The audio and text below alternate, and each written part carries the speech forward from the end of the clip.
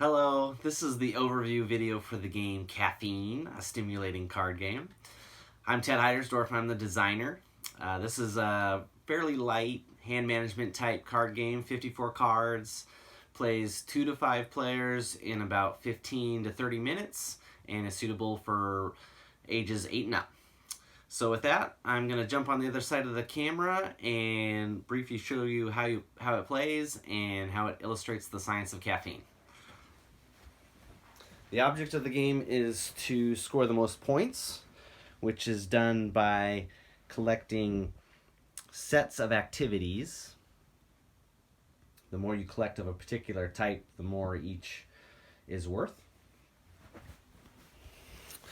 There are 5 unique character cards, so each player will get one of these.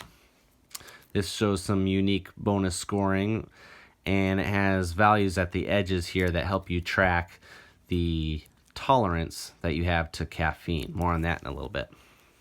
There are 24 caffeine cards. Each player gets 3 of these at the start of the game.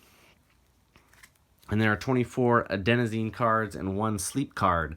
Those all get shuffled, and a to-do list is dealt out. This is the top of the list here.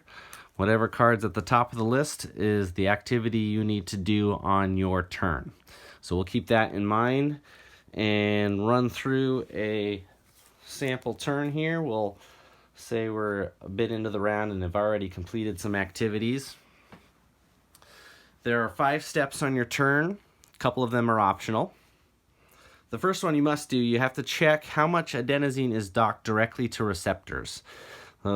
Adenosine docks to receptors in your brain, and that's what makes you drowsy. So if you have a total value of 7 or more adenosine, you're too drowsy to continue and you're out for the round. The adenosine that is docked directly to receptors are those that are these single cards here. So in this case I have 5, I'm less than 7, so I'm okay to continue. This adenosine here is blocked by caffeine, so it doesn't count against me. More on how that happens in a moment here. So step number 2 is optional. That is playing one of the cards from your hand for its action value.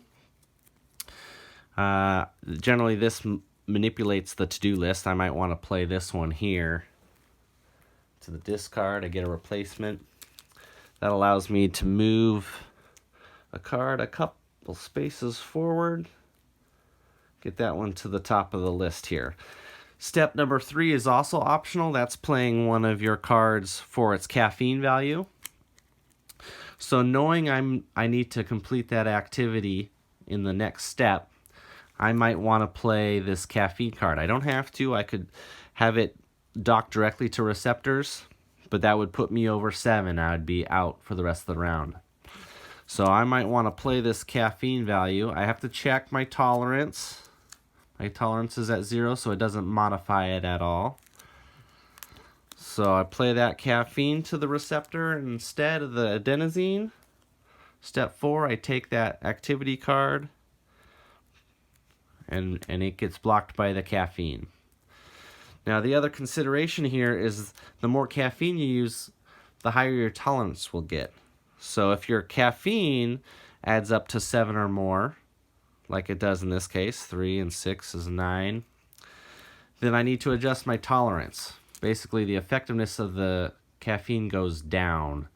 So this is a modifier on my caffeine cards for the remainder of my turn. So this would be a 1, this would be a 4.